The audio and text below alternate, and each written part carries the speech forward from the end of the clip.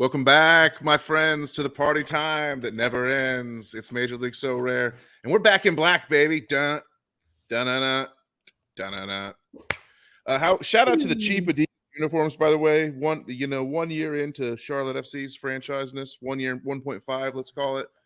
My jersey's already falling apart. I am TrippinB. He is DraftKicks. Welcome, DraftKicks, back to the show. We've had a few guests sit in for the last few episodes because you've been a man about the world. You've been driving all over, doing family stuff all over the God's green earth, and can't wait to hear about that. But MLS is back. We've been doing Leagues Cup. The MLS season returns for Game Week 399, Sunday, August 20th. And I'm freaking pumped, man. How about you? Yeah, I'm fired up. I'm glad to be back. Definitely been... I guess MIA for a little while here, but it's been nice. It's been a good break. Got some headspace. Just it's been a nice little refresh, recharge, I guess, so to speak. And feels like League Cup was kind of a good time to do it because as far as So Rare goes, it's been so hard to navigate. Backups coming in and starting, and then you've got teams, getting kicked out of exiting the cup, and so they're kind of just stagnant for a while. So you got those cards just sitting in your gallery until MLS League play comes back, which is this weekend, baby. So I'm pumped up. I'm excited too. I was grateful to get a few extra rounds in the knockouts worth of Charlotte FC cards. Charlotte made the quarterfinal. My gallery's obviously Charlotte heavy, and didn't really win much extra prizes out of that, but did pick up a few extra prizes, and that was good. I wanted to get one more week. If Charlotte could have beaten Miami, which was a tall task, then I would have got this current midweek slate that we're in as you and I record this 398 with like some really cool Charlotte cards, like not much competition. Didn't happen, unfortunately. But as you see, we'll get into this episode. I really love this vibe, though. We're both wearing a black shirt. We both have a trophy over our right shoulder. We both have a salt and pepper beard. You just have way better hair than me. That's the thing. So I had to wear this ball cap. So yeah, I can't match that sweet slick back you got going, dude. It's beautiful. Yeah, little side note. My office / studio is actually on the side of a barber shop. So I've got pretty much, it's too convenient to say, hey, go touch me up a little bit, make me look good. So, I'm not trying to one up you. It's that convenient to just pop next door and get freshened up. But you look amazing. No, I had to pull out the black Nashville jersey after last night. Semifinal Leagues Cup win. Messi is coming to the Music City. So so we've got about 15 minutes until parking tickets go on sale. Okay, so explain this. So yeah, we're live doing this episode of Major League So Rare, and that you have tickets to the Leagues Cup final on the line. You need to be able to navigate. Wow, and then your screen just froze right as I bring that up. So that's an ill omen. But you, at some point during the taping of this episode, you're going to be needing to buy Leagues Cup final tickets for Nashville. I love this like live experiment we got going on here.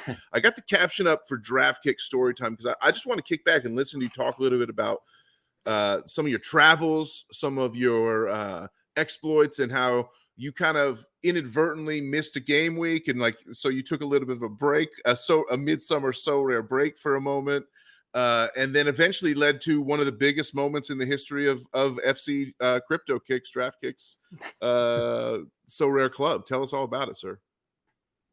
Sure. Yeah, I guess we can go back to MLS All-Star. I think one of the last shows that I did, I was saying, hey, I won the MLS special on So Rare, which won a couple of free tickets, and then had the opportunity through So Rare to obtain some more tickets. So was able to take the family out to DC. I got a really good deal on some plane tickets, and took the whole fam out there and took in Arsenal absolutely whooping up on MLS in the All-Star game. Got to hang out with our guys. Lairdy was out there, Black, Fripp, Gator Guy, a lot of other, So Rare managers that some I've met before, some I haven't.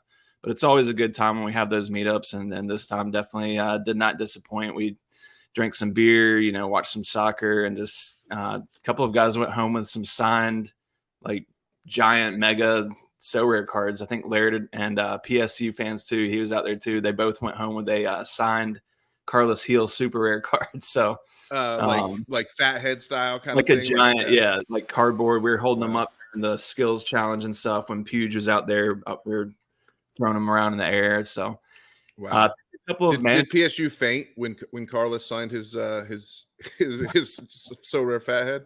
Well, I think it was pre-signed by the So Rare representative that was there. Oh, okay. I thought, it's not like I thought they like went up to those guys and got it signed. No, he showed up with them, and so we actually had a little contest before the All-Star game. Who will score the first goal and which minute? And if you guess closest, you got the card. Of course, me being a Benteke owner and homer, I was like, let's give Benteke some love. He's going to score in his home stadium, get one early. Yeah, that was on me. That was definitely negative EV there, but Larry got it right. He hit Jesus, and yeah, rightfully so. I mean, my son was in my ear. He's like, you got to go Gabby Jesus here. It's like, I figured everybody was going to be going that way, so I went the other way. And I was wrong. You got to listen to the sun, Yeah. So it was a great time, man. It was a quick trip in DC. Spent a couple of days there. Got to check out some of the tourist stuff, I guess you could say, Smithsonian and all the stuff downtown. So we were wore out by the end of the day. I think I looked at my Apple Watch. I'd walked like 10 miles. It was a lot of walking. We were wore out by the time the flight home came around. But yeah, then after that, probably a week later, little family reunion, get up in Asheville, North Carolina, up in the mountains, which is about 6 hours from me. And then 6 hours further to the East Coast was where my brother lives in Wilmington, North Carolina. And the mountains Carolina and the beach, baby, the best of all worlds. So, that's what North Carolina offers. That's why it's such a paradise for sure. Right. And it was amazing. And so we got to spend some time in the mountains and the beach. And so one of the main reasons we make that trip at that time every year is so I've got 2 birthdays. I had one of my sons turn 11, one turned 15, and then I also celebrated a 20th anniversary. So that was like back to back to back, like 3 days in a row.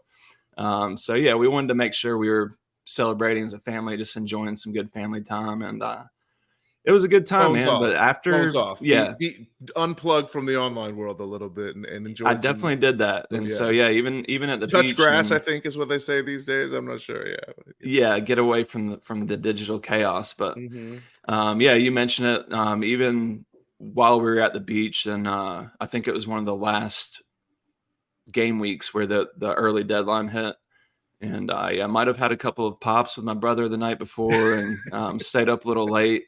Honestly, I just was not really even thinking So Rare. And when it hit me like the next morning, I was, oh, shit, I missed the deadline. Then I had that moment of panic and just, it's a bad feeling when you're like, God, I didn't get my cards in and get my guys in training.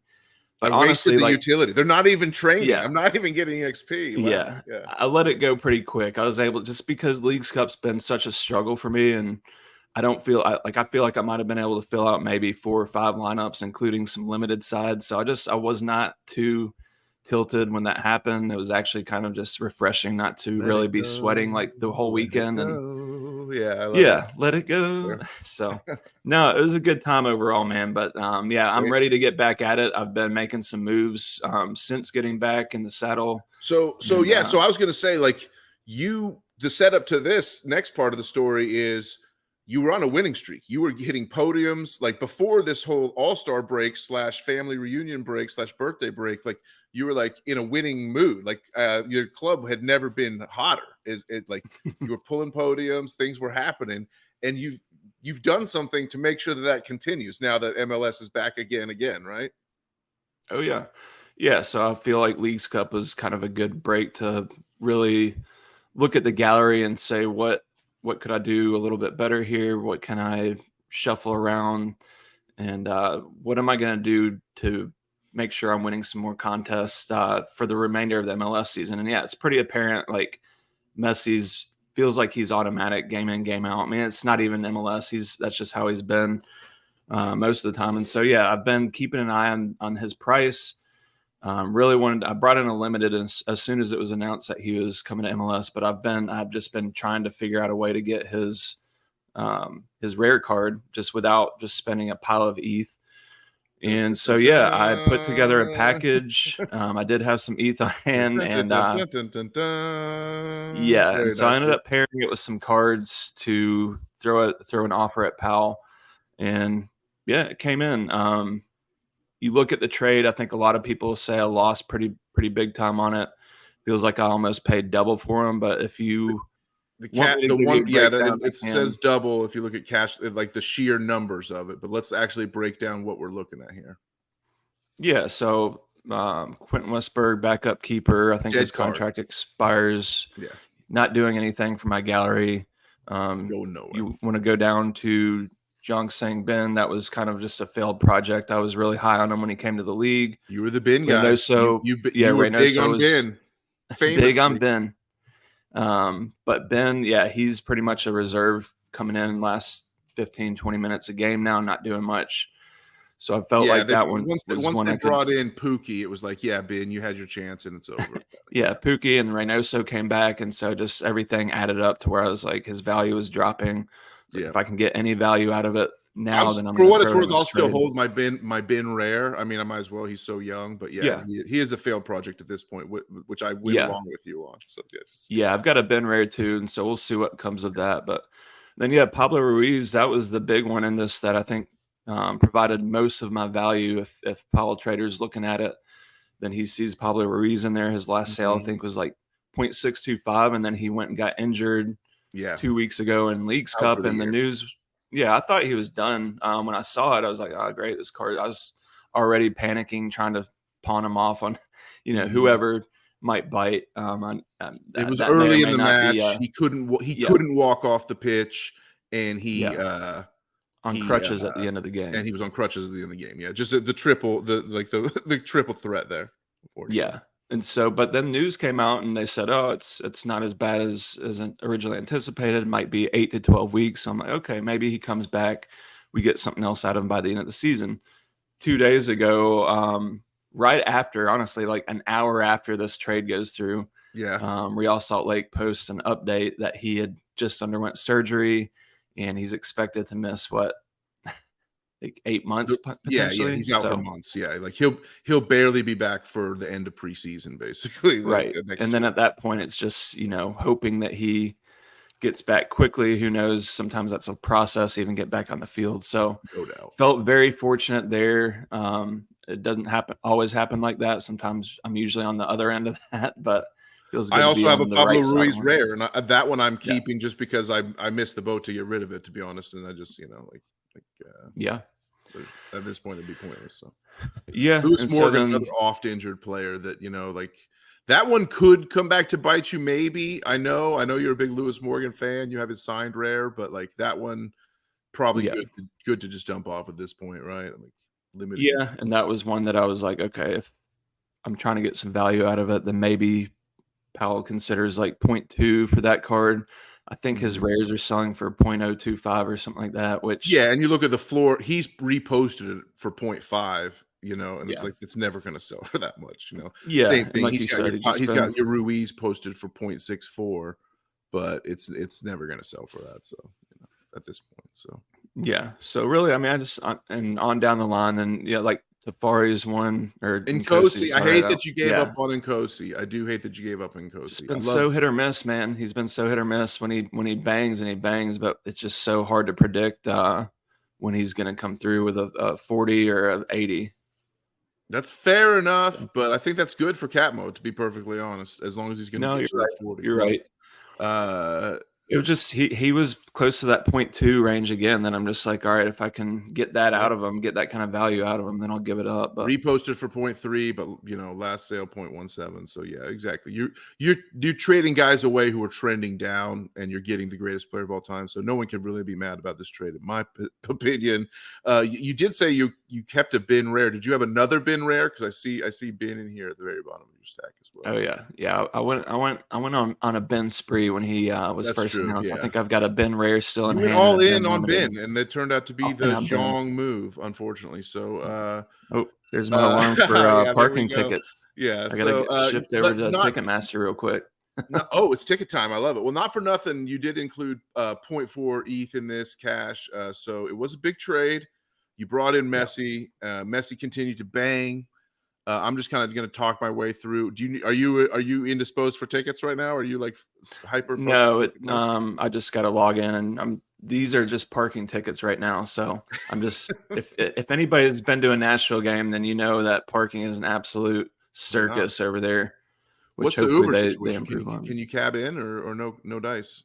You can. It's just still not ideal. Yeah. But they're just, I don't know. Well, I guess that's when It's I would say I would take 5 seconds to sing the praises of Charlotte FC for having their games in the Uptown Stadium. Like the yeah, one thing, as much as I hate the artificial turf, as much as I hate sharing with the NFL team and would love to have a soccer specific stadium, if it's not uptown, then it can kick rocks for me, because now that I'm used to going to games like right in the middle of the city, and like it's so easy, and right in the social district, and all the bars and restaurants are right there, and it's so easy to get around and walk to places pre and post game. If they like built us a soccer specific stadium like 20-30 minutes outside of town, I don't think I could do it. I don't know.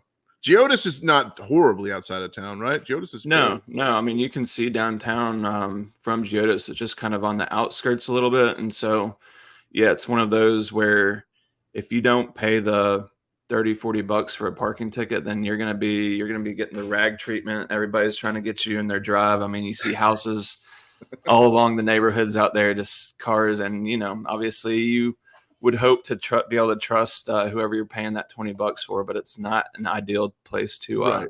to park and walk, and then walk back at like 11 o'clock at night. Right. And the biggest thing I would not be trusting is that you're not blocked by some other car that came later, and just like blocked you in, and then you can't get out or something. Right. So, yeah. But no, yeah, I'm ready to, especially for this occasion, if we get tickets to see Messi potentially lift his first cup in the States. I mean, I'm pulling for Amazing, Nashville, dude. obviously, but if Messi happens to win it, I'm not going to be too mad, especially since I'll be playing his card. I'm gonna yeah, exactly. That we bring the story full circle right there. So congratulations on your Messi. Well, plotted out. I think anyone who doesn't have a Messi at this point is kind of kicking themselves. I'm guilty of poo-pooing his sort of arrival to the league and be like, well, we'll see how good he does, et cetera. But he clearly is crushing, and I've been proven wrong on that. I think I got to kind of make it a little bit of my mission to go get a Messi Rare myself, because I think from what I'm seeing, I don't think anything stopped him from continuing to do this all of next year also, right? Like, obviously the end of this year is going to be a nice little run, but whether they make the playoffs or not, he's got a whole nother season where it looks like he's going to be able to dominate in a similar vein. Would you agree, disagree there? Oh yeah. Yeah. I mean, Miami is setting him up to succeed. I think the rest of the season, I think Quinny actually said it perfect on that live stream, which was well done. Kudos to everybody that was involved with that. That was fun stuff. I was able to catch some of that. And yeah, Quinny's right. Like, Miami is going to be making a push for him to pick up that Ballon d'Or. And yeah, they want to see him succeed. A Ballon d'Or Ballon d'Or, yeah. Absolutely amazing. Yeah, for sure. Um, Don Garber yeah, would fall all over himself for that, no doubt. He already has. He already has, whether it shows up or not. So, yeah, no doubt. It's a little salty as a super fan. I know you're a Nashville fan, but I don't know if you would call yourself a super fan. I'm a super fan of Charlotte FC, and we just got eliminated by Miami as well in the quarters. So I'm sitting here like, as a super fan, I'm a little salty because I'm just like, man, like all the league had to contribute to this guy coming in and wrecking us. Like there's a very good chance that Charlotte FC versus Miami could be for the last playoff spot, on decision day in the season, which would be awesome for me to get to go to that match. But like, man, I just hate the fact that we have to play Miami twice, and they added Messi, and a bunch of other teams that we're competing for playoff spots with got to beat up on a horrible Miami team that lost 13 in a row in the first half of the season. So yeah, it is what it is. We'll go from there, but I guess we should bring it back to Sorare and talk some pick scores. And you said you could be playing Messi in this game week, and I think that's great. And I want to look at some other plays because there's not that many plays out there in the MLS world, right? There's not that many games. We got we got people coming back. Is what I mean. We got teams coming back. Yeah, so there's a lot of games. To the reverse of what I meant. But the question is, how much can we trust lineups with teams getting back from Leagues Cup? Are you more comfortable playing a team that got eliminated earlier in Leagues Cup than you would be with a team that just recently got eliminated, stuff like that. Who's jumping out to you for picks that you like in MLS this week?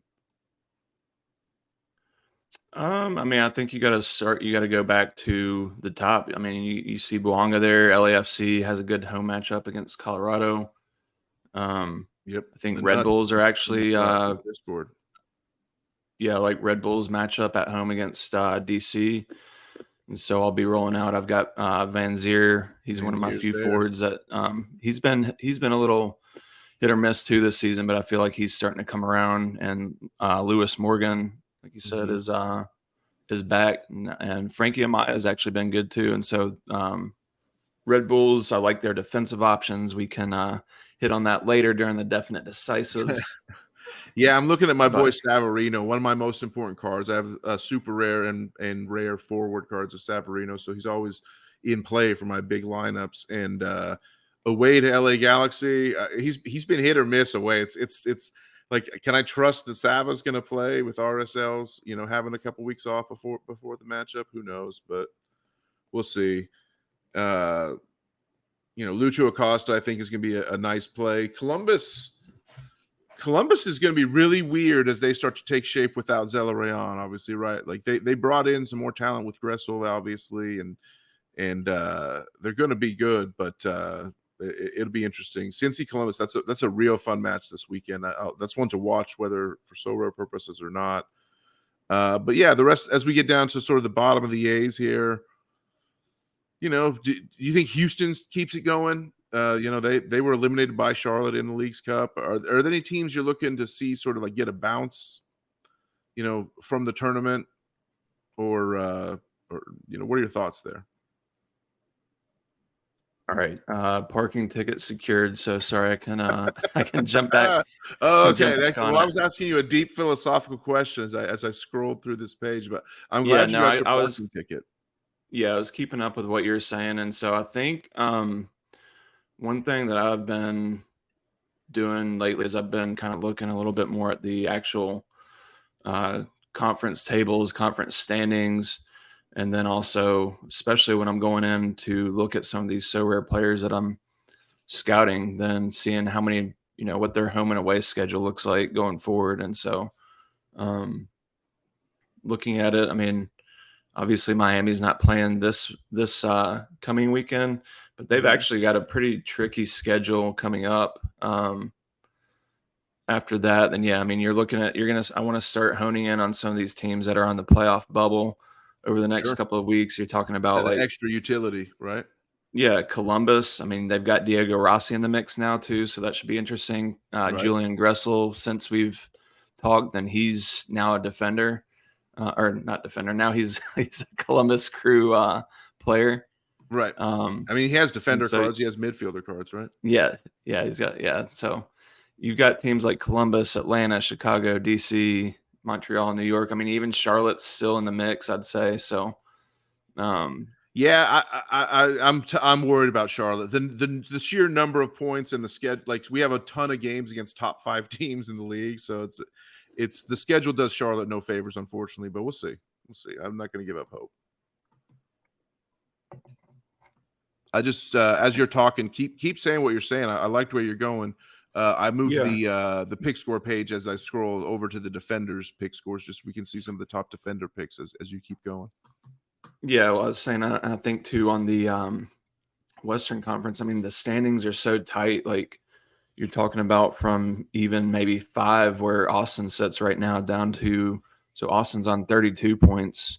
You've got Portland at number 12, like 3 spots out of a playoff right now, and they're on 26 points. So that's 6 points separating, 5 through 12. So you've got Austin, San Jose, Vancouver, FC Dallas, Houston, Minnesota, SKC, Portland. Like, yep, I expect all of those teams to be making a push starting now. I mean, obviously they're hoping to be pushing all season, but now that they've had this little bit of a break, right? They've probably had some time to come up with a plan to how they're going to figure out a way to make the playoffs, and like really I can't understand how Austin is is in fifth. If you would ask me, say, do you think Austin's in playoff position right now? I'd say no, I don't think so. Right? They're probably 10th or 11th. Yeah, so it's crazy that they've held in 5th through the sheer willpower of Driussi but they just lose so many dumb games, and Stuver comes up huge from time to time. But I've lost so much faith in Austin this year until they can sort out some coaching issues, I feel.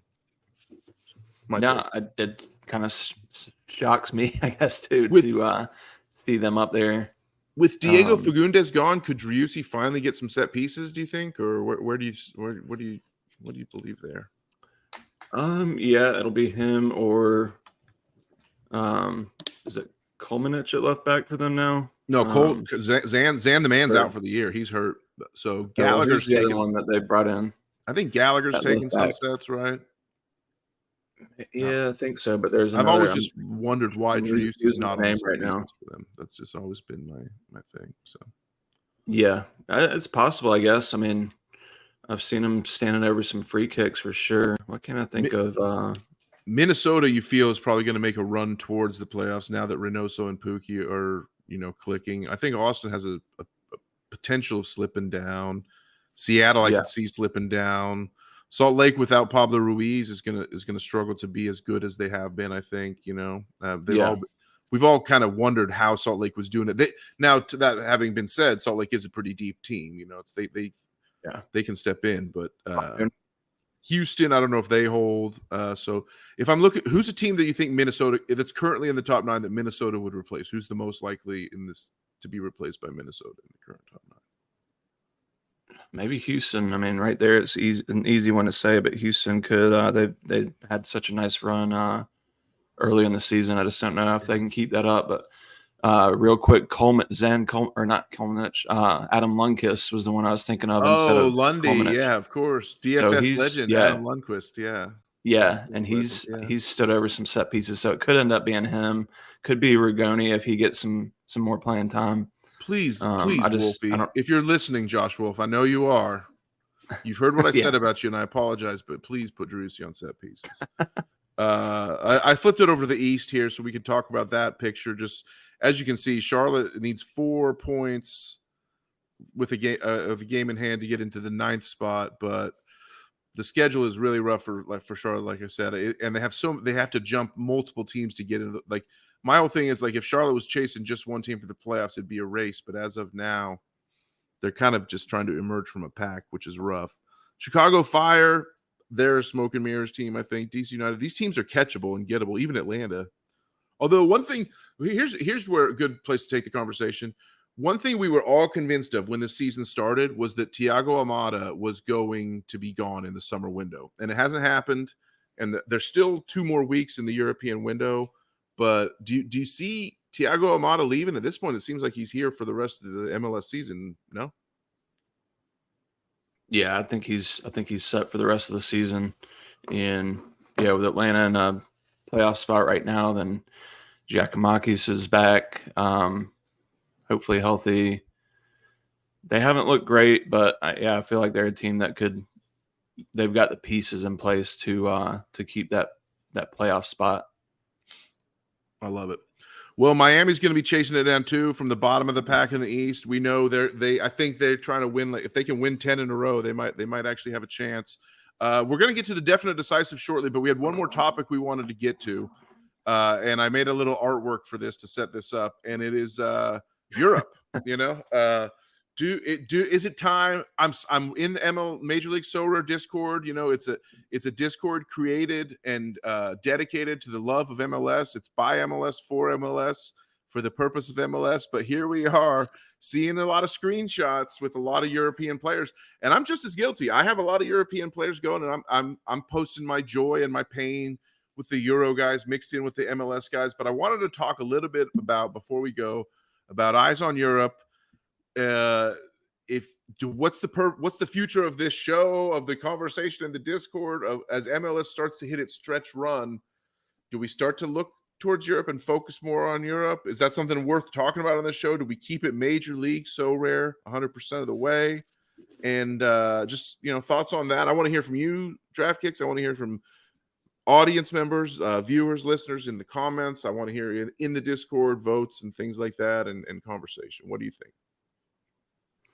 Yeah, I think for me, it's fairly obvious. My gallery speaks for itself. I had mostly all MLS. I hardly have any European players. And so, yeah, I was going to say this is my, if you want to pop that back up real quick, I can go ahead and just explain this. So this was my lineup for this game week, already putting Messi to use. But instead of entering it in All-Star, then I plugged it into Champion America, which I felt like when I looked at the entrance, there was like 300 to 400 tops entering 62 prizes. And I'm like, I felt like I had a better shot, especially with some of these guys.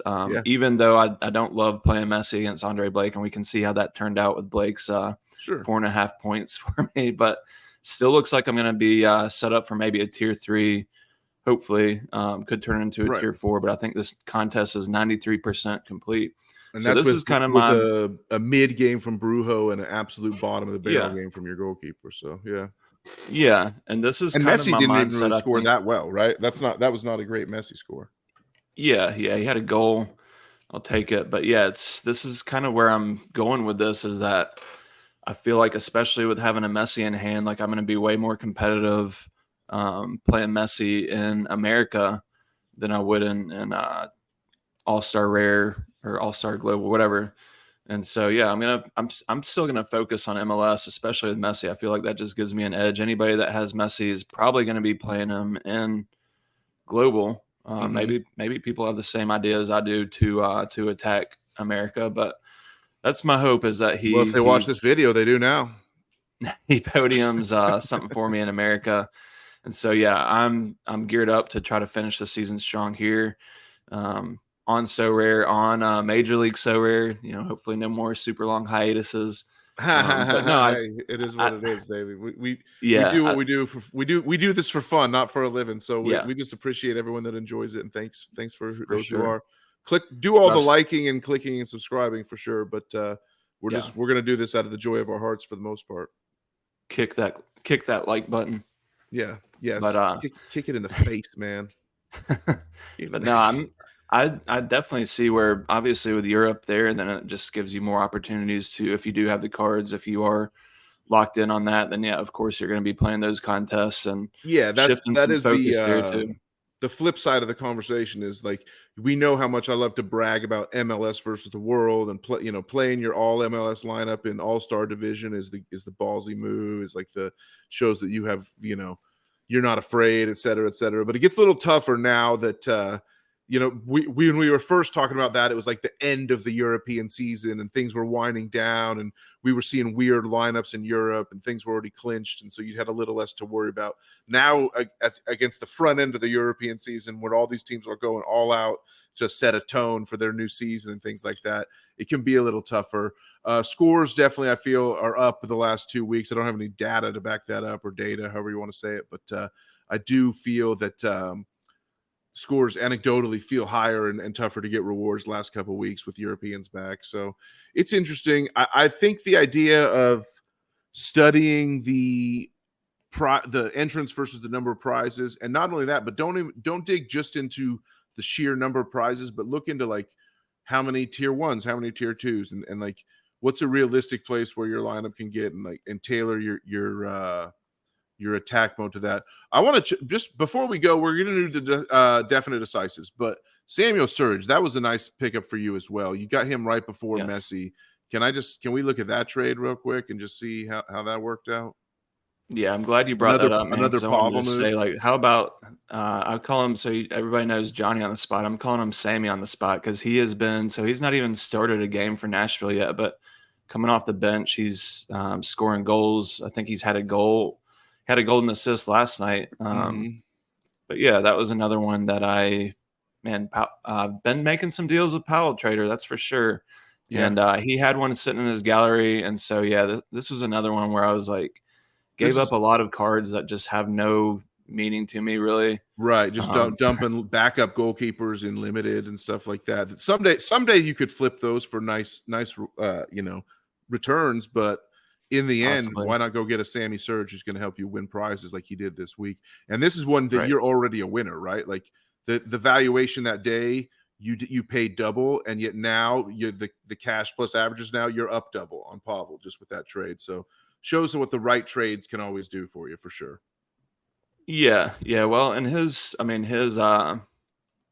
floor, I think on that day, that was it was super low for whatever reason. I don't know if there was a deal that went through that just brought his value down, but the day that I made the trade, then I was like, there's no way that his value is like this. And I just feel like he's the perfect fit for Nashville's setup. They've been looking for a guy true out and out 9 like Surridge, and he's already starting to produce and be fruitful. I own a Mukhtar, so there's no reason for me to not have a Surridge, and yet I don't. And so, I was going hard after a Mukhtar before this game week. I would have loved to have paired him with Surridge instead of Jose Martinez, but here we are. We should have worked out an illegal loan like Blackpool. I don't know. Shoot! I forgot my Blackpool training. I forgot to do a game week loans, but oh well. What can you do? Congratulations to you on your Surridge, on your Messi, and on returning to the Definite Decisives board. We're very happy to have you back. As you'll notice, as I call it up here, we went a couple weeks with guests. We went a couple guest weeks. So Rare Deke joined in. Thank you so much, Deke. You were awesome. You only hit one of your Decisives as a half, bringing down DraftKicks' score, unfortunately. But Zarda's Fan Club got you back with the Messi greenery the next week. Your last week doing it, you got a green and a yellow, so props to you. But you notice the green is starting to grow over here. I've repented from my wild man ways of picking just crazy picks all the time, and I'm focusing on what the scoreboard is going to look like at the end of the year now. So you can start to see a lot more green. But let's go ahead and go to game week 399. DraftKicks, why don't you talk us through your definite decisive picks here? I see one of your new boys in the club on your sheet. Oh yeah, and it's like you said. I mean, it seems like you're getting back. I don't know about the Duncan McGuire's getting back to being like absolutely definite, but hey, it worked out. He scored. Yeah, I knew something. Goals. He scores goals. That's what he does. But no, I'm going back to just my mindset of like, if we're saying like this is definitely going to happen, then I'm going to put out the absolute best picks that I can. And so it feels like Denny Bouanga at home against the Rapids.